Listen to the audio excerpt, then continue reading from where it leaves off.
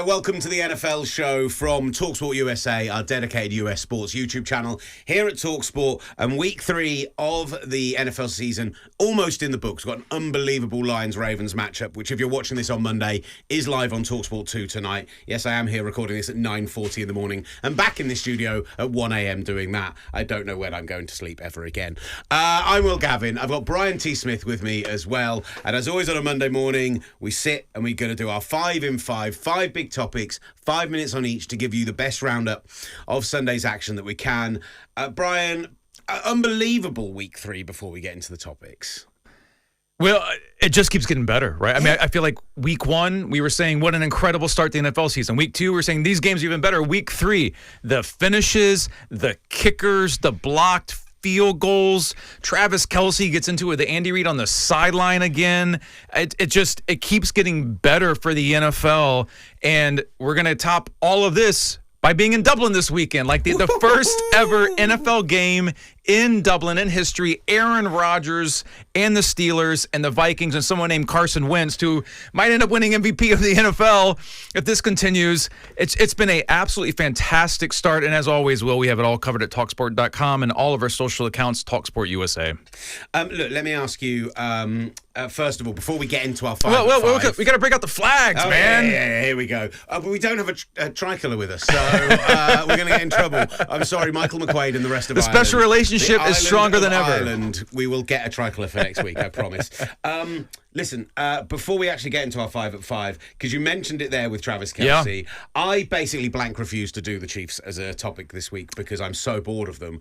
But it is worth mentioning you've done a great piece at talksport.com on this slightly farcical situation. I'd love to know what you think and what readers think, and feel free to message in the comments. This is a Travis Kelce column up at talksport.com. We had it up at 9:30 this morning, obviously on our socials at talkSPORT USA. I just think it's crazy that the Chiefs are on some level in decline. They're not the same Chiefs. It was a messy, ugly win against the New York Giants. Jackson Dart will end up taking over.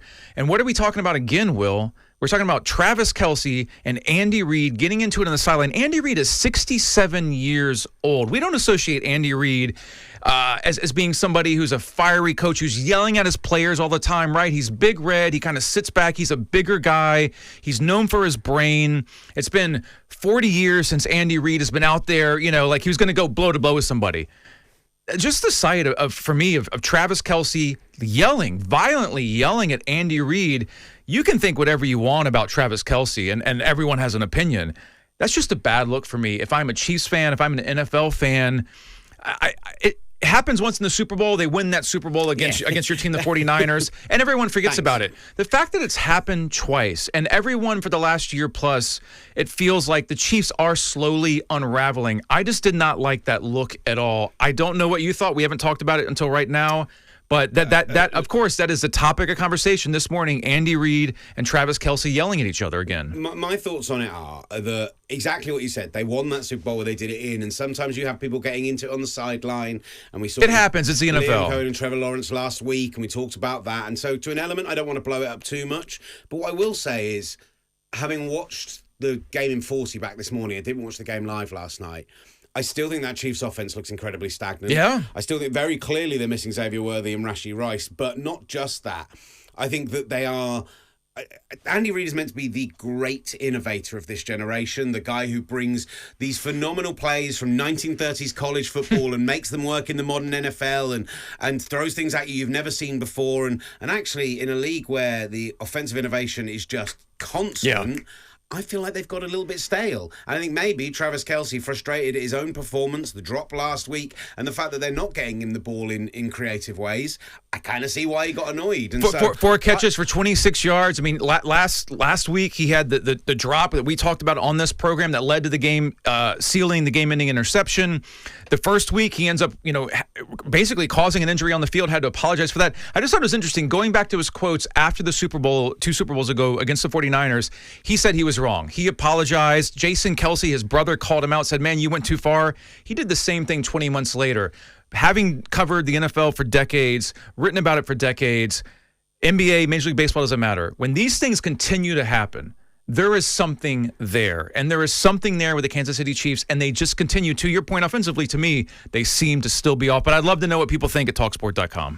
We've slightly cheekily thrown that in as an extra topic, essentially. So technically, we're kind of doing 6 in 5. But we'll get into our 5. Let's do it, Will. 5 now. And we're going to start off with a game of the week that was actually a game of the week, as the Eagles and Rams, both at 2-0, went head-to-head in Philadelphia. And despite the Rams dominating the first half entirely, the Eagles come away with a victory. Skinny Jordan Davis dropped 25 pounds this offseason, told us all about it on the talkSPORT USA YouTube channel. You can go and watch our interview with him there. Blocks the field goal, the second block field goal of the quarter, and he was just had a phenomenal day in general, and then runs 18 miles per hour down the field for the thick 6. It capped off an unbelievable comeback in the second half for the Philadelphia Eagles.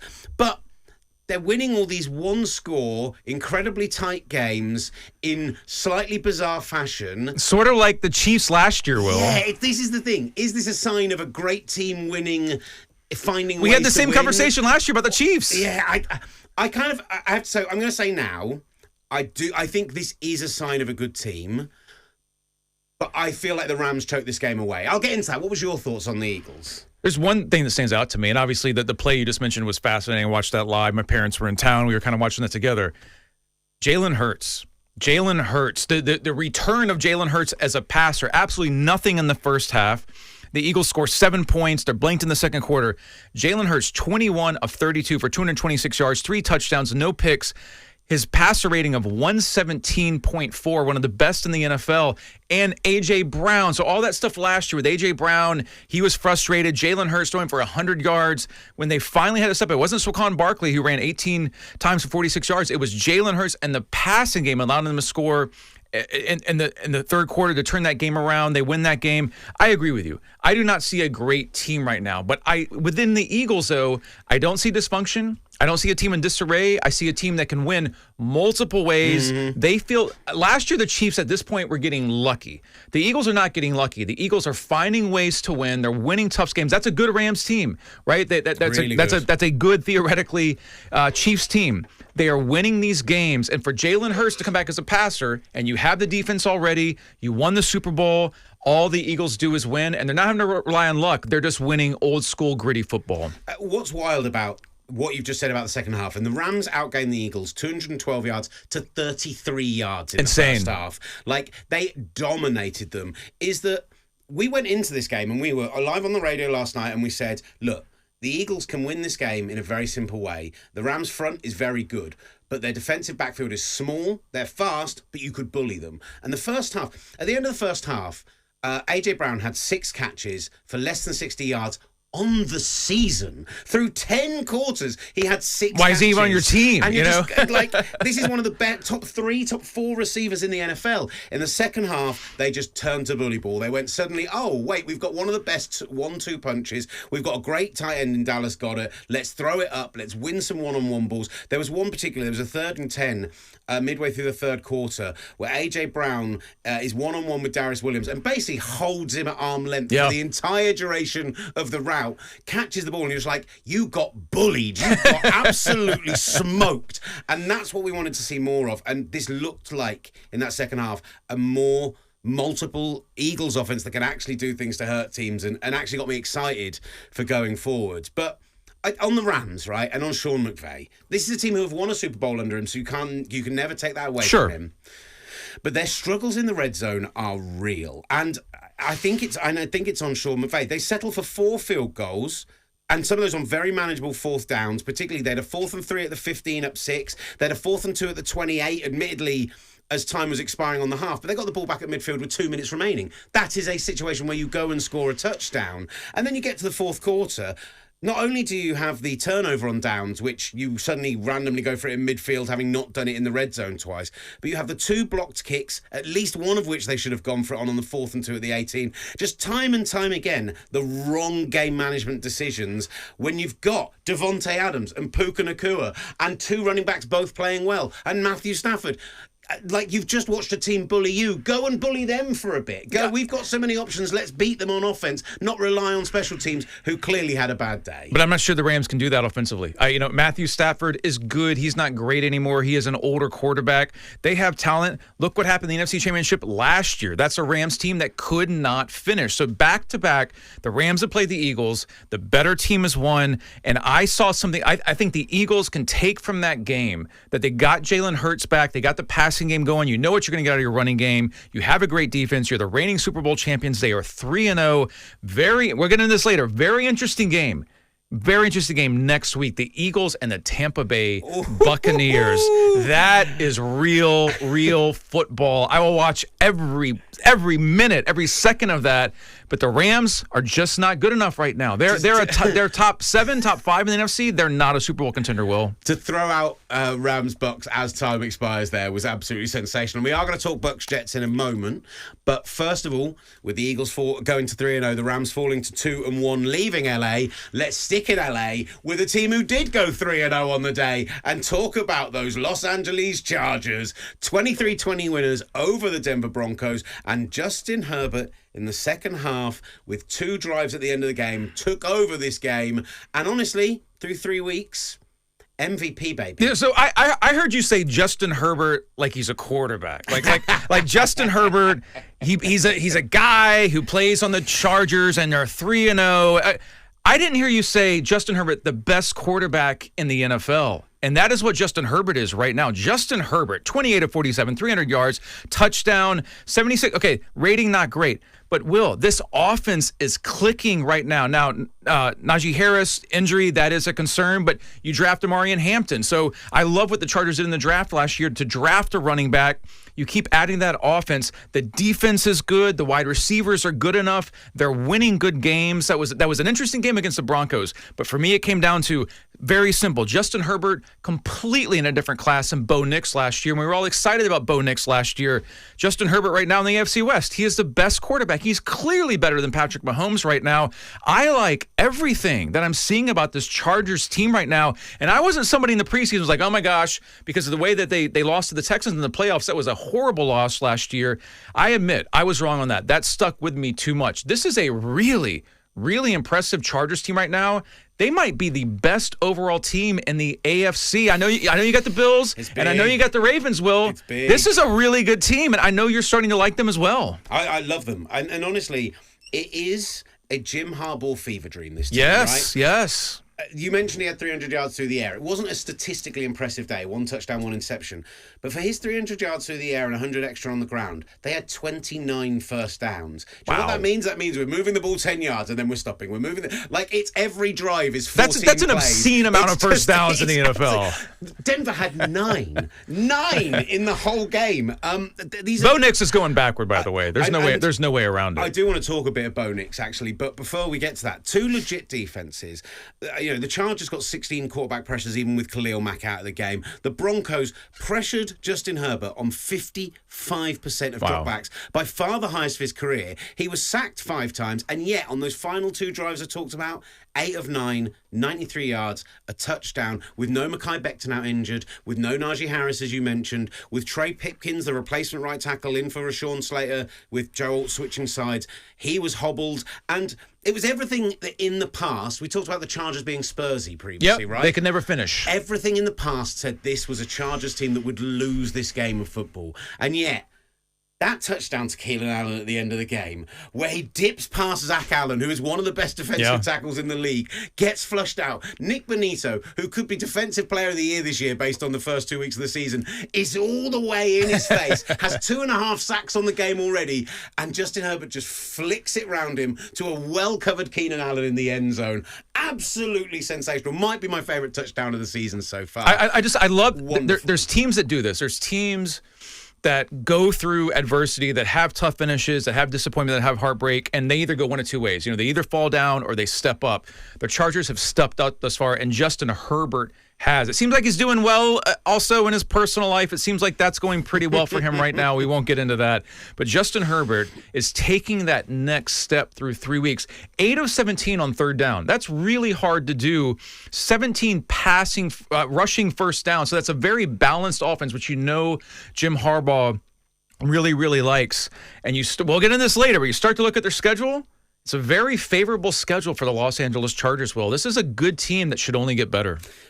On the point of Denver and on Bo Nix, and I said it, their defense is clearly legitimate. Like up front, They are excellent. Pat Surtain's probably had his weakest 3-game run of his career and still is one of the best corners in the NFL. But I, like you, have some serious concerns over Bo Nix. I think that last year, what you saw as the season went on and as he progressed and got better, what you saw was Sean Payton very much building that offense around him, lots of short stuff. It was Payton at, for me, his coaching best. What you had on the other side of today is him allowing Bo Nix to open it up a little bit. And there were 3 deep shots in this game, 2 to Marvin Mims and then 1 to Cortland Sutton at the 2-minute warning, where he had guys, in NFL terms, wide open. Yeah. You make one of those 3 throws, you probably win this game. You know, it's funny, Bo Nix he misses all 3 of them. Bo Nix and Drake May, 2 quarterbacks, and this is how it goes. I mean, it's very hard. It's easy for us to sit here. This is what everyone does. It is very hard. The greatest of the great are the only ones that can do it. But there's separation. You either can or you can't. This is why we do our jobs. Bo Nix and Drake May have both not impressed at the start of this year. And I look at one thing. Look at Denver's receiving corps. And there's a lot of talk about this in the offseason from the Denver media. They're just not good enough. I mean, you have Cortland Sutton, but after that, there's a real drop-off. Yeah, it's on Bo Nix. It's on Sean Payton. It's on the offense. I just don't feel like Denver has enough weapons when you're in the AFC West, when you're in the AFC with the Bills and the Ravens. That this overall Denver team, it's kind of defense and then a good Bo Nix. And if Bo Nix isn't good enough, they're not going to be 500 this year, Will. Right, the Chargers move to 3-0 on the season. The Broncos lose back-to-back games to fall to 1-2. Another 3-0 team who are maybe slightly surprising. Although when we talked about the NFC South before the year, if you'll remember, I backed these Bucks. I'm holding off on this because it's only 3 games, Will. Let's see where we're at in a couple months because hold on, I want to, and I'm not 12 years old. I'm going to hit the timer. Go. I'm not going to say like I'm going to give you your flowers. Like I don't say crap like that. I will give you a crown if you are eventually right about this team because you will have been ahead of everybody. Let's just slow our roll thus far because they barely beat the Jets. But look, my favorite player, and I'm not allowed to have favorite players as a columnist, but my favorite player in the NFL right now, 2 words, 1 name. He is a machine. He is an animal. Baker effing Mayfield, Will. Like, Baker Mayfield, cast aside, not good enough for the Browns, not good enough for Carolina, barely played for the Rams, had an incredible story where he's there for 2 hours and leads a team. Baker Mayfield, efficient, powerful, gutsy, like the first down stuff, he can run all over you. And the way that they won that game, I love that Aaron Glenn's like high-stepping on the sideline, like really he's done, oops, not over, takes him down, gets a game-winning field goal. The Jets scored 21 points in the fourth quarter, and the Bucs still win that game. This is a Bucs team that, yes, you were right. They are way better than people give them credit for. They're building off the last 2 years, but it's all because they have one of the best quarterbacks in the NFL right now, and his name is Baker Mayfield. Isn't it funny that I'm going to be the one to roll back the Bucs love now ever so slightly? Look, I love what they've done the last few weeks because the NFL is about 2 things to me. It's about that Lombardi at the end of the season. It's what everyone should be striving for, and any team who's not doing everything they can to work towards that is not operating properly as a franchise to me. But beyond that, it's about the level of entertainment we get from this league week in, week out. The end of those 6 o'clock games was absolutely wild because we had best part of the season so far. We honestly had the end of that Eagles-Rams game, which was just insane. You had the end of the Jags-Texans game, which was absolutely wild, with the Texans letting Travis Etienne waltz into the end zone and then throwing that interception. And then this just came out of nowhere. Will McDonald.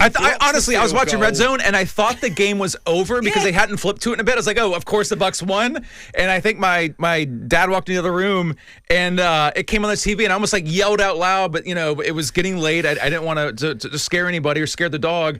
What? Like, I think Todd Bowles said it in his post game. I know I can't curse on the air and talk sport, but he's basically like, are you bleeping kidding me? unbelievable finish in those afternoon games, Will.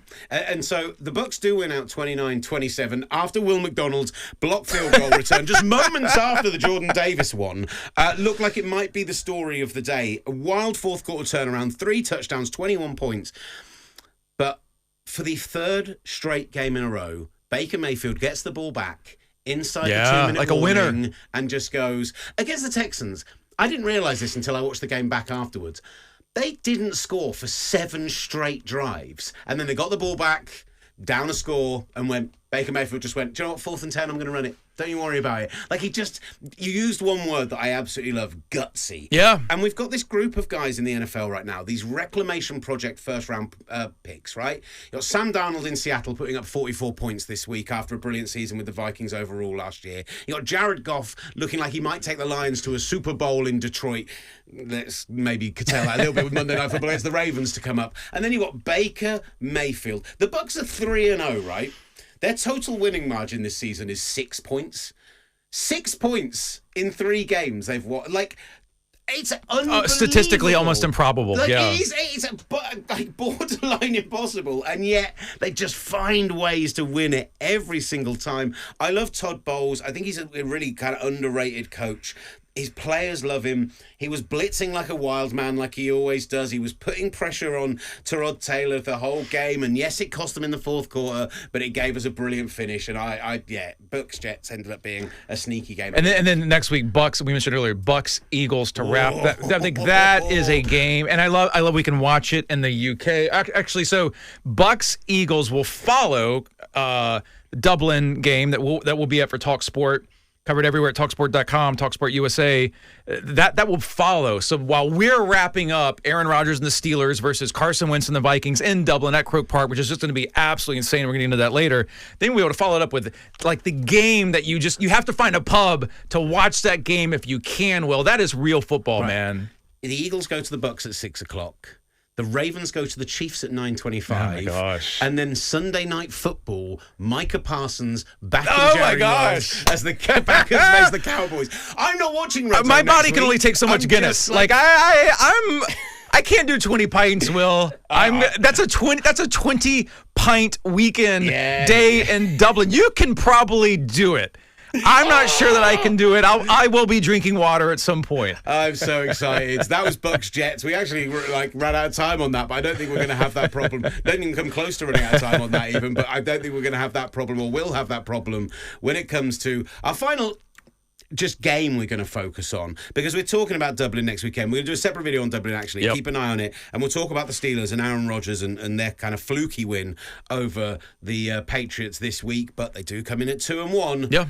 As do the Minnesota Vikings with a 48-10 victory over the Cincinnati Bengals, the worst loss in Bengals franchise history, which, considering the Bengals have had some pretty dire times in that city, for that to be 38 points is the worst loss they've ever suffered in the NFL, and the Vikings put a hurt on them. 5 turnovers, the Isaiah Rodgers game, 2 forced fumbles, one of those returned for a touchdown, a pick 6 as well, and in the battle of the backups, Jake Browning against Carson Wentz, clearly Wentz came out on top. I can't believe that John Kitna's Bengals never lost a game right. that bad.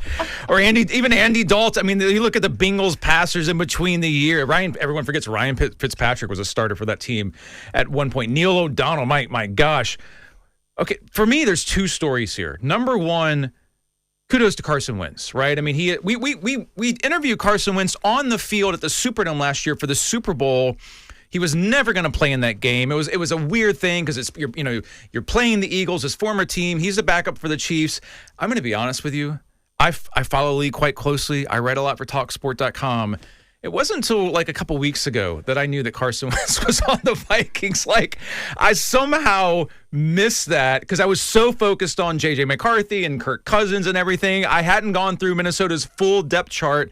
I will acknowledge that, I didn't even know until a couple weeks ago Carson Wentz was on the Vikings. 14 of 20, 173 yards, 2 touchdowns, 129.8 rating. He was sharp because he should be sharp. He was one of the best quarterbacks in the NFL just 5-6 years ago.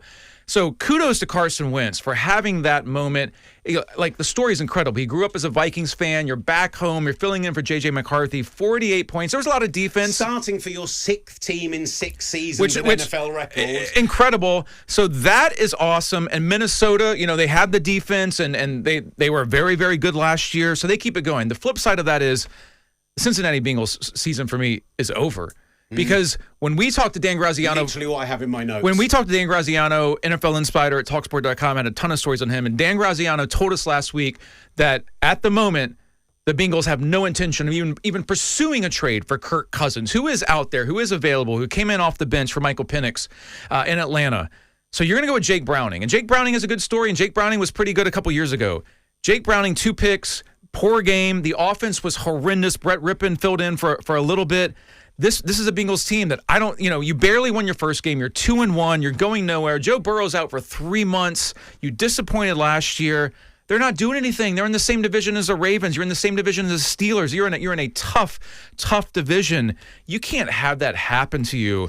And I just feel like, I'm sorry, if I'm Joe Burrow, I would take the year off. The Bengals season is already over. Yeah, Joe Burrow due back mid-December is the claim. I cannot see a world where this team are competitive in mid-December without him. And I get last year with Jake Browning, they went 5-4, and they went 4-4 with Joe Burrow, and people were like, had some positives on that. And with I'm not going to pin it all on Jake Browning at all. No, of course not. The fourth quarter inception was horrendous, but Chase Brown, 10 carries for 3 yards. Like, they cannot run as a team. Well, they had 21 carries for 53 yards. It's a 2.5 average. That means you can't run the ball. He had a big fumble. Noah Fant had the fumble that was returned. Jamar Chase had a fumble. The other one punched out by Isaiah Rodgers, who, by the way, we also interviewed on the field in the Superdome last year. So, be interviewed by talkSPORT next year, have a breakout game for the Vikings. That seems to be a rule now. And on the defensive side, and I know we've talked about this Bengals defense being undermanned and not good enough. Carson Wentz was made to look very good. I do think that having Christian Darrisaw back was a huge part of it at left tackle. Like, I think that J.J. McCarthy would have looked better this week against a Bengals defense with Christian Darrisaw back. I have to give him those kind of tiny flowers. But he hit in the offense. He hit a couple of deep balls to Justin Jefferson, who had a nice day yesterday. TJ Hockenson had a nice day and had the touchdown. Jordan Mason ran for 7.3 yards per carry. That's 3 times what the entire Bengals offense managed. Pretty much illegal in the NFL. You can't really do that anymore. 116 yards, 16 carries, 2 touchdowns. In a week where Tank Bigsby did not prove to be worth what the Eagles traded which he's for not. him, Jordan Mason getting traded for that late round pick looks like it could be an absolute steal for the Vikings now that Aaron Jones is missing time. And you mentioned the Bengals defense. I go through the stats on this, and where do I find Trey Hendrickson's name for the Bengals? At the very, very bottom. They bottled that entire situation. He did and they did. They're paying the price now. And Will, really quick, this is a Bengals team. They can't run the ball well. Their defense is horrible. It has been for years. Joe Burrow is out. Their season is done, man, in 3 games. The season's toast for the Bengals. Right, let's play. Let's finish. Let's play a game, Will. We're going to finish this off with a little game that I like to call "How are they 3-0?" And we're going to start off with there are 2 teams who very much I cannot believe are 3-0. We're going to talk about those 2 teams, and then we are going to discuss the other 3-0 teams. Are we doing that on a separate video, or should we do that as part of this? Let's do it as part of it. Let's roll it all in. We can do it. The Indianapolis Colts. Indiana Jones. No longer Danny Dimes now. That is a great name. Jones. That is a great name. Absolutely. In the third quarter of this game, the Colts punted the ball for the first time. And when I say the first time, I do not mean in this game. I mean the first time in franchise history. They had gone 11 quarters without punting it. Shane Steichen has finally found a quarterback who can run his offense. I mean, imagine if they'd managed to find themselves not to take the 49ers down, but a Brock Purdy or someone who's actually really competent at running the offense. They've managed to find a well below mid-tier quarterback, but who just can do the basics and does what Shane Steichen We're basically saying that Anthony Richardson can't do any of that, which is also the truth. Anthony Richardson cannot run an NFL offense. Apparently, Daniel Jones can.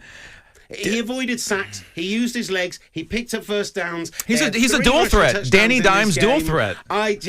Jonathan Taylor, he had 3.1 yards per carry on 9 carries in the first half. I'm like, oh, this is a tough Jonathan Taylor game.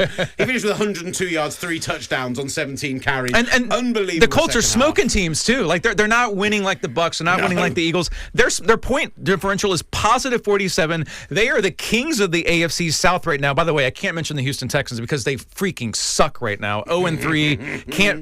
If you can't beat the Jaguars and Trevor Lawrence and they give that game to you, you have serious problems. The Houston Texans are 0-3. The Colts 3-0. Nobody predicted this. No. I guarantee you the Indy media didn't, the NFL media didn't, we did not. Nobody predicted this. And I admit it, often I'm right, sometimes I'm wrong. That is how the job goes. I joked at talkSPORT.com, like, this was a quarterback battle that nobody wanted. Anthony Richardson versus Daniel Jones. Clearly, the Colts, who are inside their own building, have gotten it right so far. Let's see if Daniel Jones can stay healthy. But he is the best story in the NFL right now, and nobody thought they'd be saying that. Will, credit to Daniel Jones and the Colts for getting this right. How are they 3-0? The San Francisco 49ers. That's what I was going to say. 16-15 winners over the Arizona Cardinals. They give up a safety late in the game. Arizona get the ball back off the safety kick. They have a shot at the third down. Another drop after a bad one for Marvin Harrison, after a bad one for Emery DeMarcado on a walking touchdown. Zay Jones drops the ball. The 49ers gets it back. And then Mac Jones and Ricky Pearsall put this team on their back. Which is that's the Jerry Rice and Joe Montana of 2025, right? Mac Jones and Ricky Pearsall. Like, that's the heart and the core of the 49ers. This was one of the most frustrating games of football I've ever had to watch, with two teams who could not get out of their own way consistently. But for a 49ers team who lost Nick Bosa in this game, they've said they don't think it's an ACL, which we'll wait and see the MRI today, but that will be massive for him if he can return. Who, again, just saw people dropping left, right, and centre. Mac Jones had to wear a knee brace for the entire second half of this game. But Ricky Pearsall, 8 catches, 117 yards, turned up. Who talked to talkSPORT recently? It's one, the talkSPORT trampoline. That's what you're seeing there. Ricky Yes. Pearsall, we are doing only it the best players here. in the NFL exclusively talk to talkSPORT. But a Cardinals defense that has previously shown up and been so good through previous weeks just can't get it done in the fourth quarter. The 49ers scrape one out of somewhere and get healthy over the coming weeks. That's the key thing, right? Yeah. So how are they 3-0? We don't know. But if they get Nick Bosa and George Kittle and Brock Purdy and all these a lot of ifs, back, Will. then suddenly you're like, oh, they're 3-0, 3-1, 4-1, whatever they end up being, and suddenly they look like they've got the most talent. And they have so this is the thing, it's always fun to play this game, and maybe we're going to get into this. They have a very, very favorable schedule coming up. Jacksonville Jaguars should win that. At the Rams, tough game, can be won. At Tampa Bay, tough game, you can win that. Falcons, you should win that. At the Texans, only be like, oh, you're going to Houston, you're playing the Texans, Well, the Texans are 0-3, so the 49ers probably win that game.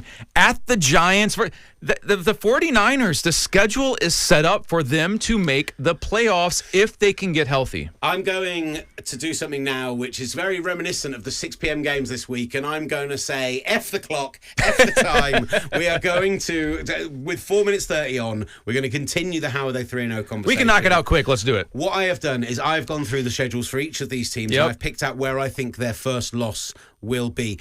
Now, I'll start with the 49ers because I think that there are 6 teams, by the way, at 3-0.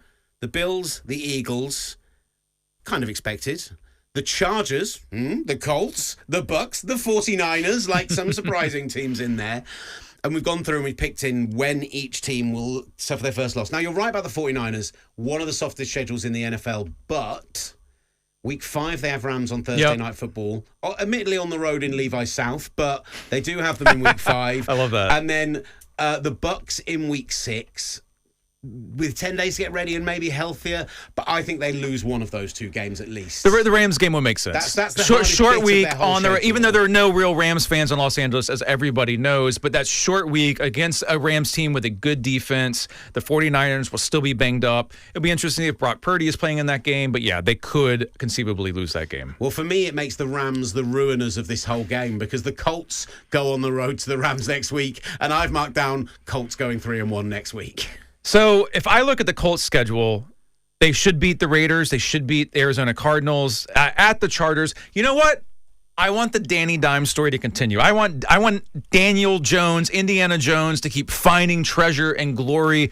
I love that it always has to be in like third world countries that happens. By the way, like you couldn't have just gone to somewhere in America and done. I guess you had to save that for like for Nick Cage. I have the Indianapolis Colts winning, and then lose at the Chargers in Week 7. That's a tough game. But you know what's funny? It tells you a lot about NFL fans in Los Angeles. You can get a ticket right now on the secondary market. Chargers against Danny Dimes, Indiana Jones for $38. How is that possible? It's a real shame because the Chargers are a team that I've got a soft spot for. Because so do I. We went and saw the Chargers when they were in the soccer stadium during that time between seasons. Yeah. And their fans are brilliant. They have good fans. They're really lovely They people, shouldn't have moved to really Los warm. Angeles maybe and actually stayed in the city that they belong to. They are one of those teams who I feel sorry for their fans because they don't like the Spanos family and they don't back the decisions they made. You had other teams. I didn't feel warm towards Washington because they weren't calling out Dan Snyder themselves when he was their owner. They were defending him.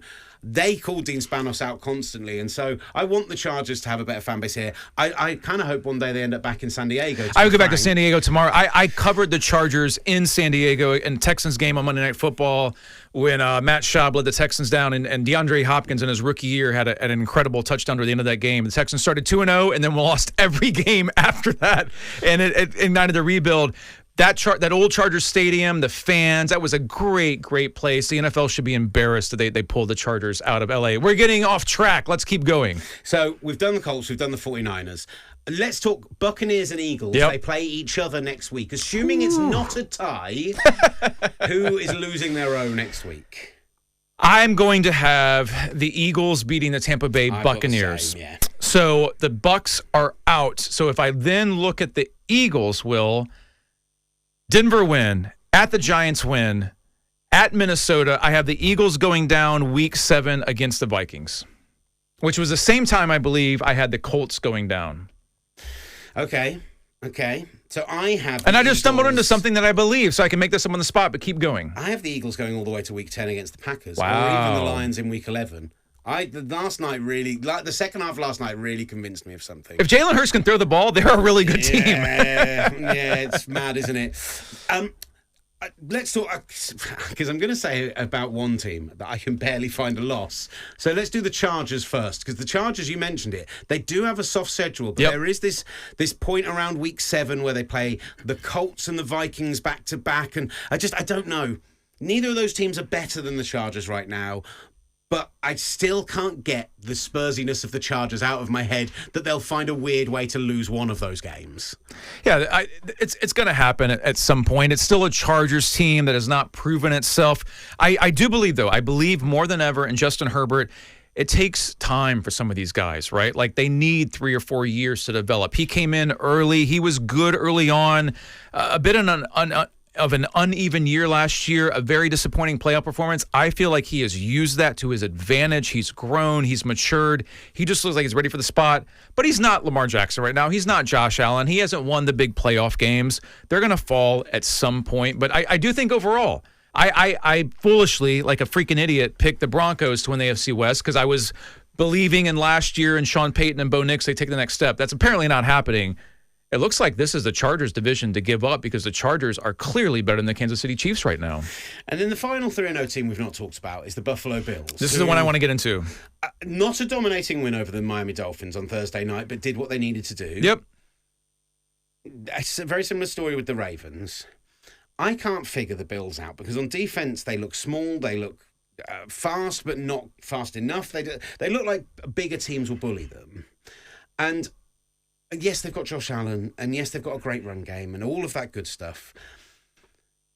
And yet, I look through their schedule and I think Saints at home, Patriots at home, both feel like wins. Falcons on the road felt interesting to me until the Falcons got decimated by the Panthers. They're going to be 6-0, and then they have a bye week. And then the Panthers on the road. 7-0. Then they get the Chiefs at home, but the Chiefs I'm not believing in So right it could be now. 8-0. And then the Dolphins. They're beating the Dolphins 9-0. Maybe they lose to the Bucks. Maybe they lose the Bucks. I said maybe the Bucks in week 11? Question mark. They're beating the Bengals. They're beating the Patriots again. They're beating the Browns. Are they going to go to week 17 undefeated against the Philadelphia Eagles? Yeah, they could. They might go into the Eagles. But this is set up. This is set up with health, with evolution, with the defense getting better over time. And yeah, you pointed out the defense is small. The defense was small last year, and the Bills were one of the best teams in the NFL. I really like this Bills team. This is the thing. For me, there's already been separation. Ravens, Bills, Eagles, maybe you throw in a little Chargers. You've got 4, 5, 6 teams who are really Super Bowl contenders, and then it's already starting to level off because the good is so good in the NFL right now, Will.